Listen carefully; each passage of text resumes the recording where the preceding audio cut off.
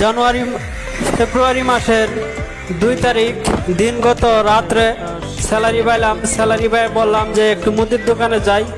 তো দেখি মুদির দোকানে যাই, দেখি সবজির যে দাম, আর এই দামে যদি সবজি খাই, সবজি কিনে খাই, প্রবাসে যদি খালি বাজার করেই খাই, বিড়ি সিগারেটের তো আরও দাম।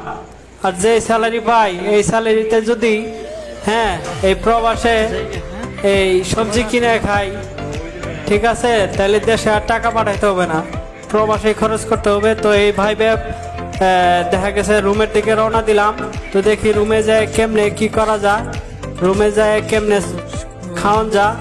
কারণ যেই স্যালারি পাই এই স্যালারি পাইয়ে এই সবজি, এত দামের সবজি কিনে প্রবাসে খাওয়া সম্ভব না, আর ভালো মন্দ খাওয়া সম্ভব না। কারণ দেশে টাকা পাঠাইতে হইব, দেশে টাকা না পাঠাইলে বাড়িতে যারা আছে